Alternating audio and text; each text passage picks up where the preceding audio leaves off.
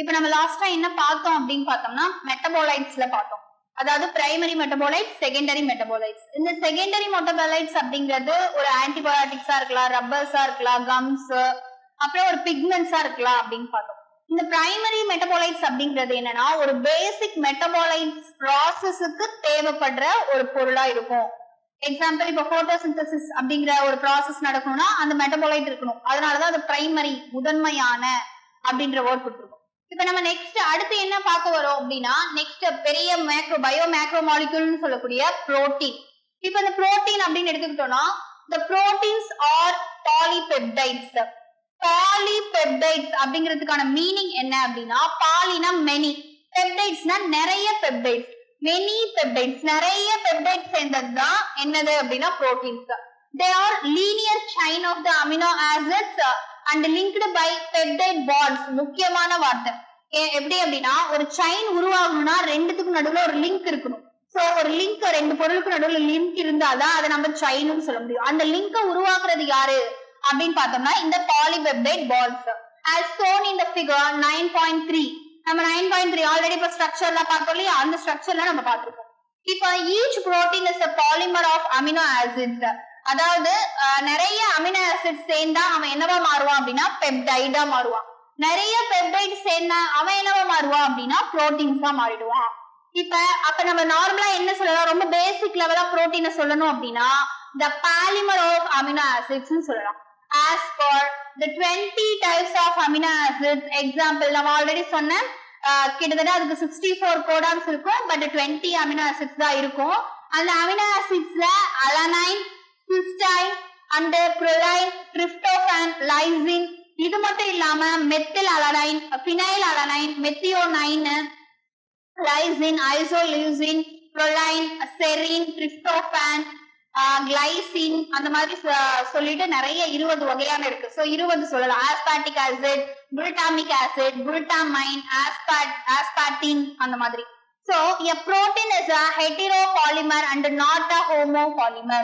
Not a homopolymer. ஏன் அப்படின்னா பேரு மாறுறப்ப அதோட ஸ்ட்ரக்சரும் அதுக்கேத்த மாதிரி மாறும். நம்ம ஆல்ரெடி சொல்லிட்டோம் அதுக்கு புரோட்டீன்ஸ்க்கு 4 வேலன்சி இருக்கு அப்படின்ட்டு. அதாவது அந்த ஆர் ஃபங்க்ஷனல் குரூப்ல ஒன்னு ஹைட்ராக்சியோ இல்ல மீத்தேனோ இல்ல என்னது அரோமேட்டிக் காம்பவுண்ட் எது வேணா ஜாயிண்ட் ஆகலாம். அதுக்கேத்த மாதிரி அதோட ஸ்ட்ரக்சரும் ஜாயிண்ட் ஆகலாம். So a monopolymer has only one type of monomer repeating n number of the time. இப்ப மோனோகிளிசரைடுன்னு சொல்றோம் இல்லையா, மோனோகிளிசரைடு அப்படின்னு எடுத்துக்கிட்டோம்னா ஒரே ஒரு கிளிசரைடு தான் இருக்கும். அதே போல மோனோமர் அப்படின்னு சொன்னோம் அப்படின்னா நம்பர் ஆஃப் டைம் ஒரே ஒரு அமினோ ஆசிட்ஸ் தான் வந்துட்டே இருக்கும். இப்ப எக்ஸாம்பிள் டிரிப்டோபான் எடுத்துக்கிட்டோம்னா ஒரு புரோட்டீன் உருவாகுது அப்படின்னா டிரிப்டோபான் அப்படியே உருவாகாது. ஏன் அப்படின்னா அதனாலதான் நம்ம நாட் அ ஹோமோமர், இது என்னன்னு சொல்லிட்டோம் ஹெட்டிரோபாலிமர், நாட் அ ஹோமோபாலிமர்னு சொல்லிட்டோம். So this information is about amino acids content is important as later in your nutrition lessons you will learn that the certain amino acids are essential for our health and they have supplied through our diet. நாம எப்படி ஃபேட்டியை ரெண்டா பிரிச்சோம், அதாவது fatty acids essential and நான் essential அப்படின்னு சொல்லிட்டு ரெண்டா saturated and அன்சாச்சுரேஷன் பிரிச்சோமோ அதே போல இங்க நம்ம புரோட்டீன்ஸையும், அதாவது நாட் புரோட்டீன்ஸ், அமினோ ஆசிட்ஸ் ரெண்டா பிரிக்கலாம். என்ன ரெண்டா பிரிக்கலாம் அப்படின்னு பார்த்தோம்னா எசென்ஷியல் அண்ட் நான் எசென்ஷியல். எசென்ஷியல் அண்ட் நான் எசென்ஷியல் அப்படின்னு பார்த்தோம்னா இப்ப அமினோ ஆசிட்ஸ் அதை நம்ம ரெண்டா பிரிக்கிறோம். ஒன்னு எசென்ஷியல், இன்னொன்னு நான் எசென்ஷியல். இந்த எசென்ஷியல் அப்படிங்கிறது நம்ம பாடிக்கு ரொம்ப தேவை, அதாவது பாடிக்கு தேவை எல்லா அமினோ ஆசிட்ஸும் தேவைதான். பட் ஏன் இது எசென்ஷியல் அப்படின்னு சொல்றேன்னா நார்மலா நம்ம பாடியால இந்த எசென்ஷியல் அமினோ ஆசிட்ஸை உற்பத்தி செய்ய முடியாது. நம்ம டயட்ல இருந்து மட்டும்தான் அதை நம்ம எடுத்துக்க முடியும். சோ அததான் சொல்றாங்க இன் யுவர் நியூட்ரிஷன், அதுல நீங்க தெரிஞ்சுக்கலாம். Hence dietary proteins are sources of essential amino acids. Therefore amino acids can be essential or non-essential. The latter are those which our body can make while we get essential amino acids through our diet food only.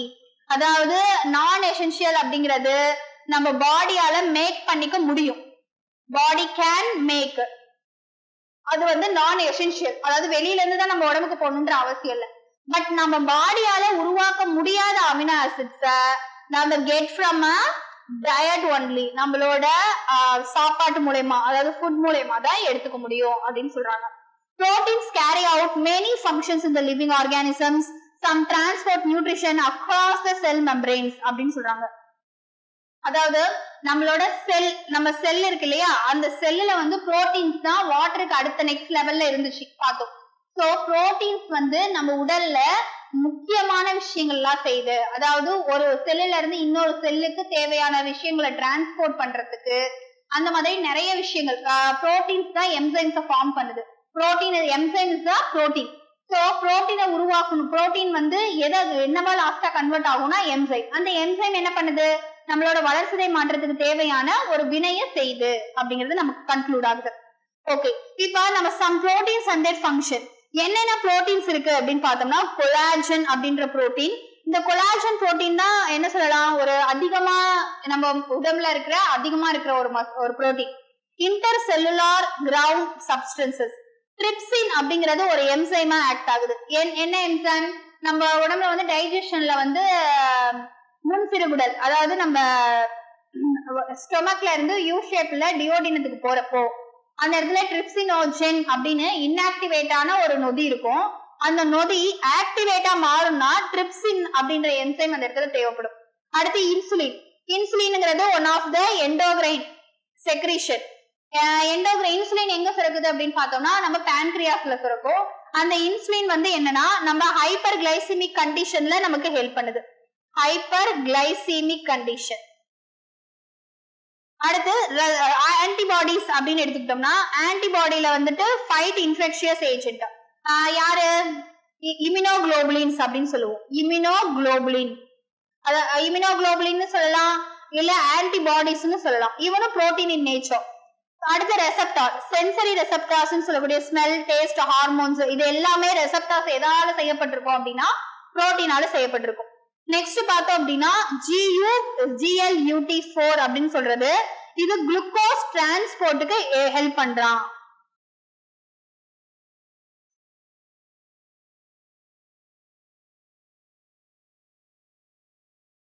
நம்ம already சொன்னதுதான்.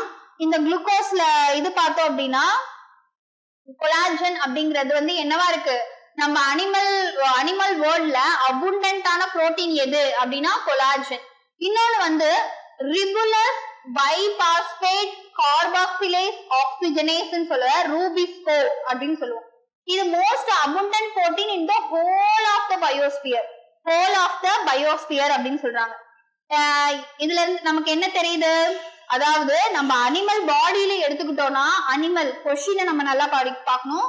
Animal பாடியில அபுண்டன்டா இருக்க protein எது அப்படின்னு பார்த்தோம்னா collagen.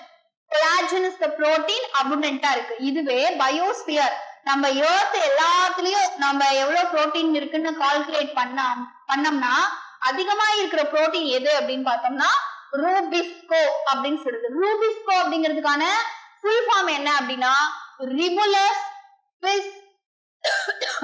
Bisphosphate carboxylase oxygenase. சிங்கிறது carboxylase ரூபிஸ்கோல, சிங்கிறது கார்பாக்சிலேஸ், ஓங்கிறது ஆக்சிஜனேஸ குறிக்குது. இப்ப நம்ம புரோட்டீன்கான ஒரு சிம்பிளான ஒரு இன்ட்ரோ பார்த்துட்டோம். நெக்ஸ்ட் பாலிசாக்கரைட்ஸ் அப்படின்னா என்ன? பாலிசாக்கரைட்ஸ் அப்படிங்கிறது பார்த்தோம் அப்படின்னா ஒரு insoluble acid, insoluble pellet also has polysaccharides, carbohydrates as another class of macromolecules. நம்ம இன்சால்யூபிள் pelletல யாரும் இருந்தா பாலிசாக்கரைட்ஸ் இருந்தா. சோ பாலிசாக்கரைட் அப்படிங்கறத நம்ம என்னவா சொல்லலாம் அப்படின்னா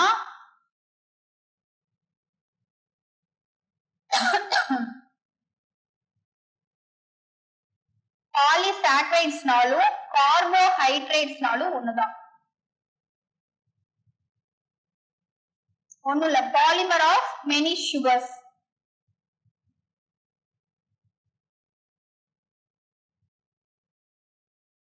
இப்ப பாலிசாக்கரைட்ஸ் அப்படின்னாவே பாலினா நிறைய, சுகர்ங்கிறது சர்க்கரையை குறிக்குது. சோ நிறைய சர்க்கரைகளால ஆன ஒரு பெரிய செயின் தான் யாரு அப்படின்னு பார்த்தோம்னா polysaccharides. there are threads, literally cotton thread. ஒரு நார்மலா ஒரு thread நூல் எப்படி இருக்குமோ அதே போலதான் இருக்கும். different monosaccharides as building blocks. எப்படி புரோட்டீன் வந்து அமினோ ஆசிட்ஸ் தன்னோட பில்டிங் பிளாக்ஸா வச்சிருந்ததோ அதே போல இந்த கார்போஹைட்ரேட்டோட பில்டிங் பிளாக் யாரு அப்படின்னு பார்த்தோம்னா சுகர்ஸ், அதாவது ஒற்றை சர்க்கரை அப்படின்னு சொல்லக்கூடிய மோனோசாக்கரைட்ஸ். சாக்கரைட்ஸ் அப்படின்ற மீனிங் சுகரை தான் குறிக்கும். So monosaccharides. இப்போ ஃபார் எக்ஸாம்பிள் இங்க செல்லுலோஸ் எடுத்துக்கிட்டாங்க. ஈஸியா polymeric polysaccharide containing only one type of monosaccharide. Example glucose. அதாவது செல்லுலோஸ் அப்படிங்கறது நமக்கு தெரியும். செல்லுலோஸ் அதாவது நம்ம செல்லுலோஸ்னு எது சொல்லுவோம்? இப்ப ஒரு பிளான்டோட எடுத்துக்கிட்டோம் அப்படின்னா அது எதால ஆனது அப்படின்னா வெளியுறவு செல் மெம்பரேன் செல் வால் எதால ஆனது அப்படின்னு பார்த்தோம்னா செல்லுலோஸால் ஆனது அப்படின்னு நம்ம படிச்சிருக்கோம். சோ இந்த செல்லுலோஸ் அப்படிங்கிறது என்ன அப்படின்னா ஒரு ஹோமோபாலிசாக்கரைட், மோனோபாலிசாக்கரைட் அப்படின்னு சொல்லிட்டோம். அப்படி அந்த மோனோ அப்படின்றது ஒற்றை சர்க்கரை பல தடவை வந்ததுனால உருவான ஒரு விஷயம் அப்படின்ட்டோம். அதாவது இப்ப நார்மலா ஒரு நூலே தயாரிக்கிறாங்க அப்படின்னா ஃபர்ஸ்ட் ஒரு ஒரு ஸ்மால் ரொம்ப தின்னான ஒண்ணு எடுத்துட்டு கிடைக்கும். அதுல இருந்து நிறைய அதே மாதிரி தின் ஒரு 4, 5, 6 அதையெல்லாம் சேர்த்து முதல்ல ட்விஸ்ட் பண்ணுவாங்க. அப்புறம் அந்த 4, 5 சேர்ந்து ட்விஸ்ட் எல்லாம் சேர்த்து ட்விஸ்ட் பண்ணுவாங்க. அப்படி நிறைய ட்விஸ்ட் பண்ணி தான் ஒரு பெரிய சலடு நல்ல ஒரு ஸ்ட்ரென்த் எவ்வளவு தூரம் கட்டி இழுத்தாலும் பிரியாத ஒரு சலடை உருவாக்குவாங்க. சோ அதே மாதிரிதான் இங்க நிறைய மோனோசாக்கரைட்ஸ் ஆன குளுக்கோஸ் ஒன்றோடு ஒன்று நிறைய குளுக்கோஸ் இணைந்து உருவானதுதான் இந்த செல்லுலோஸ் அப்படின்னு சொல்றாங்க. அதாவது பல குளுக்கோஸ் இணைந்து உருவானதுதான் செல்லுலோர். அதனால இது ஒரே ஒரு பாலிசாக்கரைட் ஒரே ஒரு மோனோசாக்கரைட கொண்டிருக்கனால இதை நம்ம ஹோமோன்ற மீனிங் சேம் அல்லது ஒரே மாதிரியான பாலிமர் அப்படின்னு நம்ம சொல்றோம். இப்ப அடுத்த நெக்ஸ்ட் ஸ்டார்ச் எடுத்துக்கிறோம். Starch is a variant of this but present as a storehouse of energy in the plant house. நமக்கு தெரியும் தாவரங்களில் குளுக்கோஸ் எந்த முறையில் சேமிக்கப்பட்டுள்ளது அப்படின்னா ஸ்டார்ச்சாக சேமிக்கப்பட்டுள்ளது அப்படின்னு நம்ம சொல்லுவோம். So store house of energy பிளான்ட்ஸ்ல அப்படின்னு பார்த்தோம்னா starch. Animals have another variant called glycogen. அதாவது கிளைகோஜன் அப்படிங்கிறது நமக்கு தெரியும், எங்கேயோ கேள்விப்பட்டிருக்கோம். எங்க நார்மலா நம்ம சாப்பிடுற குளுக்கோஸ் நம்ம பிளட்ல போயிட்டு மிங்கிள் ஆகும். சோ பிளட்டுக்கு போகுது. பிளட்ல போகிறப்ப பிளட்ல குளுக்கோஸோட லெவல் வந்து அதிகமா இருக்குது அப்படின்ற சமயத்துல நம்ம உடம்புல பேன்கிரியாஸ் இருக்கு இல்லையா, பேன்கிரியாஸ் சொல்லக்கூடிய ஒரு எண்டோகிரைன் ஆர்கன் சொல்லலாம். One of the endocrine organ என்ன பண்ணுவான் அப்படின்னா இன்சுலின் அப்படின்னு சொல்லக்கூடிய ஒரு ஹார்மோனை சுரக்கும். இந்த ஹார்மோன் சிந்தசிஸ் ஆனோட இவன் டைரக்டா எங்க போவான்? பிளட்டுக்கு போவான். பிளட்ல எப்படி இருக்கு? குளுக்கோஸ் அதிகமா இருக்கு. சோ நமக்கு தேவைக்கு அதிகமா இருக்கிற இந்த குளுக்கோஸ என்னவா கன்வெர்ட் பண்ணுவான் அப்படின்னு பார்த்தோம்னா கிளைகோஜனா கன்வெர்ட் பண்ணுவான். கிளைகோஜனா கன்வெர்ட் பண்ணி எங்க ஸ்டோர் பண்ணி வைப்பான்? ஸ்டோர்டு அட் எங்க பண்ணுவாங்க அப்படின்னு பார்த்தோம்னா நம்ம லிவர்லயோ இல்ல மசில்லயோ ஸ்டோர் பண்ணி வைப்பான். சோ அப்படி ஸ்டோர் பண்ணப்பட்ட அந்த குளுக்கோஸ் எப்ப நம்ம பிளட்ல திரும்பவும் குளுக்கோஸோட லெவல் எப்ப குறையுதோ அப்ப இந்த கிளைகோஜன் இருக்கு இல்லையா அது திரும்ப உடைக்கப்பட்டு குளுக்கோஸா மாற்றப்பட்டு நம்ம பிளட்ல திரும்ப கரைஞ்சிட்டோம். சோ இதன் மூலமா நம்ம உடம்புல வந்துட்டு என்ன நடக்குது அப்படின்னா சுகரோட லெவல் மெயின்டைன் ஆகுது. ஒருவேளை இந்த பேன்கிரியாஸ் அதோட வேலையை செய்ய தவறிடுச்சு, இன்சுலினை சுரக்க வைக்கல இல்ல குளுக்கோஸான சுரக்க வைக்கல அப்படின்னா அப்பதான் நம்ம மெல்லிட்டஸ் இன்சிபிட்டஸ் மெல்லிட்டஸ் அதாவது டயபெட்டிஸ் மெல்லிட்டஸ் அப்படின்ற ஒரு நோயால பாதிக்கப்படும். அதாவது சர்க்கரை நோய்னு சொல்றோம்ல அந்த நோயால பாதிக்கப்படுவோம். அதுல டயபெட்டிஸ் 1, 2 டைப் 1 டைப் 2 அந்த மாதிரி நிறைய இருக்கு. அது வந்து ரெசப்டாஸ் மிஸ் ஆகுறனாலயா இல்ல இன்சுலின் அளவுக்கு அதிகமா சுரக்குதா இல்ல அளவுக்கு கம்மியா சுரக்குதா அதை பொறுத்தது. சோ அததான் இங்க நம்ம கிளைகோஜன் அப்படின்னு பாக்குறோம். இன்சுலின் நெக்ஸ்ட் இன்னுலின் பாருங்க. இது இன்சுலின் அப்படிங்கிறது தான் என்னது? ஒரு ஹார்மோன். இங்க கொடுத்திருக்கிறது இனுலின். இது ஒரு பாலிமர். இந்த இனுலின் வந்து பாலிமர் எந்த பாலிமரால ஆனது அப்படின்னு பார்த்தோம்னா ஃப்ரக்டோஸ் அப்படின்னு சொல்லக்கூடிய ஒரு பாலிமர். அதாவது நிறைய fructose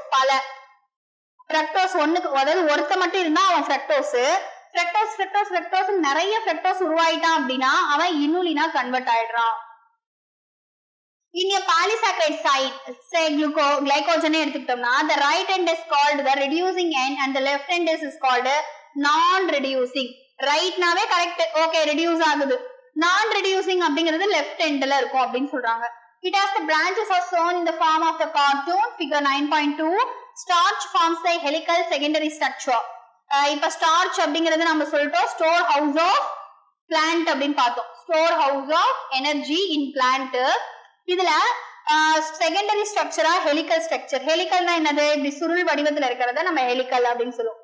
in fact starch can hold iodine molecules in the helical portion. The starch iodine is blue in color. Cellulose does not contain complex helicals and hence cannot hold the iodine. அதாவது நம்ம 10th படிக்கிறப்போ நம்ம ஒரு experiment பண்ணிருக்கோம். அதாவது இந்த இதுல வந்துட்டு ஒரு இப்போ ஒரு பொட்டேட்டோவை நம்ம ரெண்டா கட் பண்ணி வச்சுட்டு அதுல பொட்டேட்டோவோட சென்டர்ல 2 drops ஆஃப் அயோடினை விட்டோம்னா it changes into the blue colour. அப்படின்னா என்ன அர்த்தம்? அந்த இடத்துல ஸ்டார்ச் இருக்கிறதா அர்த்தம். சோ இததான் என்ன சொல்றாங்க, ப்ளூ கலர். அதாவது அயோடினை ஹோல்ட் பண்றது யாராதான் இருப்பா? ஸ்டார்ச்சா தான் இருப்பா, நாட் காம்ப்ளெக்ஸ், அதாவது செல்லுலோஸ் அப்படின்றாங்க. இதுதான் அவங்க சொன்ன ஹெலிக்கல் ஸ்ட்ரக்சர். 9.2ல நமக்கு காமிச்ச diagrammatic representation of the glucose glycogen. அதாவது திரும்ப குளுக்கோஸ்ல இருந்து திரும்ப கிளைகோஜனா கன்வெர்ட் ஆமா, திரும்ப கிளைகோஜன்ல இருந்து குளுக்கோஸா கன்வெர்ட் ஆயிடும். இப்ப குளுக்கோஸ் நம்ம எப்படி கண்டுபிடிக்கிறது அப்படின்னு பார்த்தோம்னா C6H12O6 இருக்கு அப்படின்னா அவன் குளுக்கோஸ். அவன் எப்ப ஸ்டோர்டு ஃபார்மா மாற்றப்படுறானோ அப்ப கிளைகோஜனா மாறிடுவான்.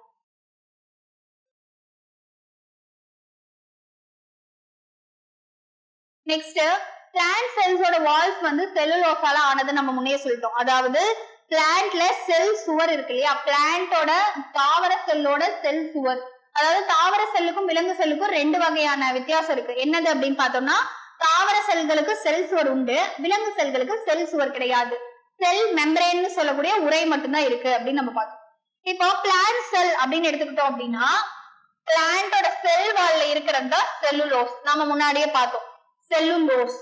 இந்த paper mat from the paper plant bulb and cotton fibre is called cellulosic. அதாவது நம்ம பேப்பர் எப்படி மேட் பண்றாங்கன்னா, மரம் இருக்கு இல்லையா, அந்த மரத்தை அறுத்து அதை வந்து கூலாக்கி அந்த கூல்ல இருந்து தான் பேப்பரை கன்வெர்ட் பண்ணுவாங்க. சோ அந்த மாதிரி உருவாக்குறதுனால நம்ம பேப்பர் என்னதான் ஒரு cellulosic. There are more complex polysaccharides in nature. They have as binding blocks amino sugars and chemically modified sugars. அதாவது மோஸ்ட்லி சுகரா தான் இருக்கும்.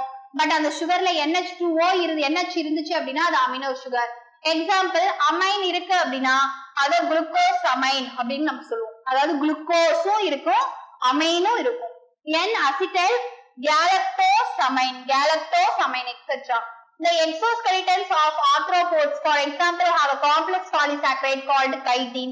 These complex polysaccharides are mostly polymers.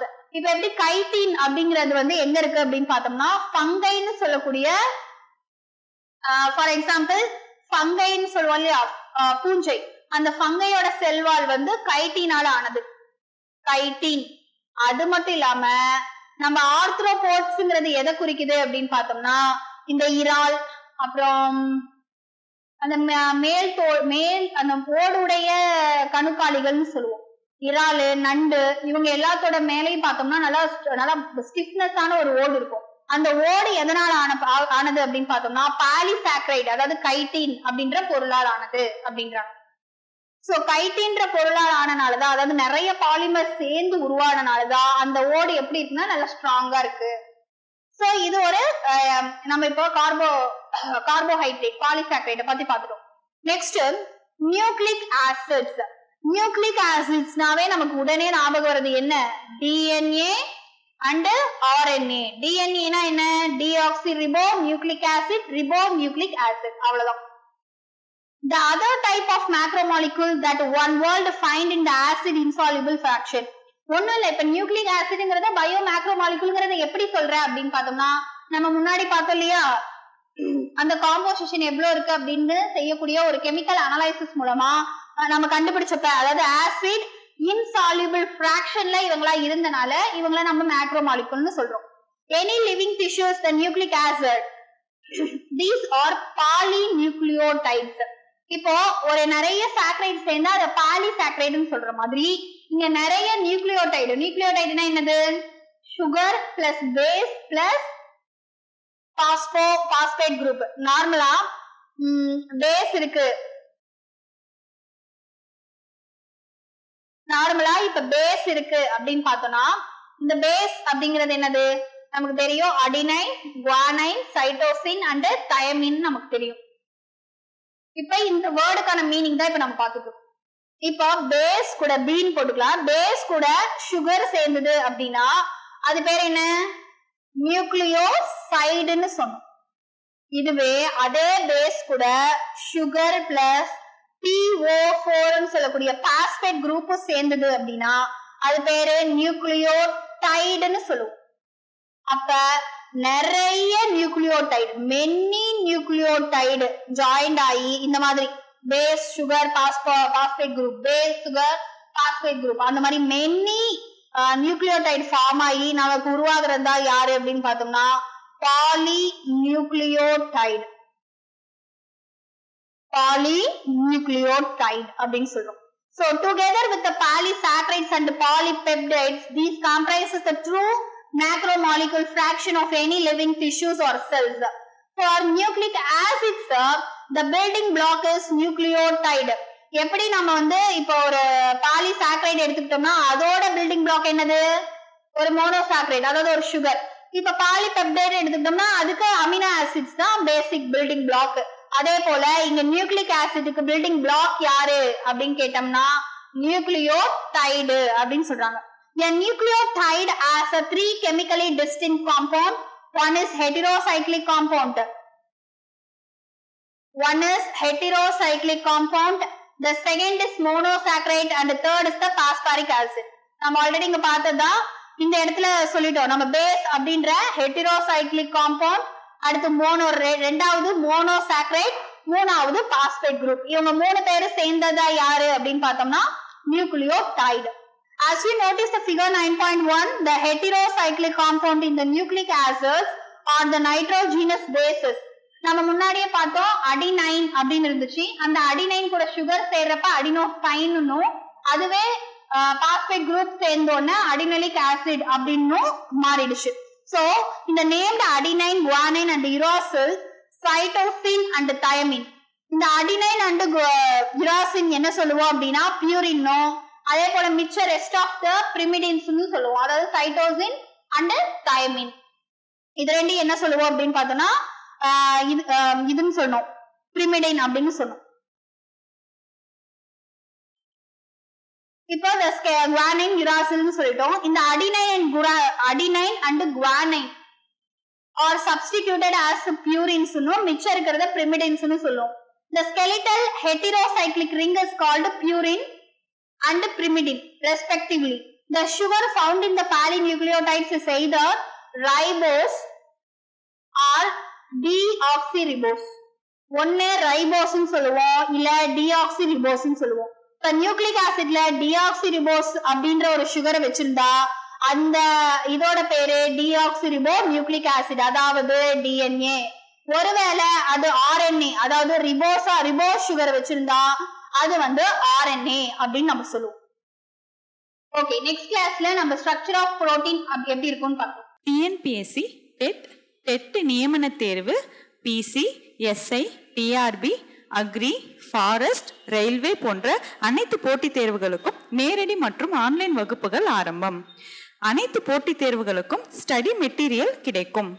நேரடி மற்றும் போஸ்டல் டெஸ்ட் பேட்ச் வசதியும் உண்டு. தொடர்புக்கு future vision study centre, Salem. Contact 9042030163. Future Vision Study Center, SKS Hospital Road, opposite to Hotel Lakshmi Prakash, near New Bus Stand, Salem. Cell 90420 30163.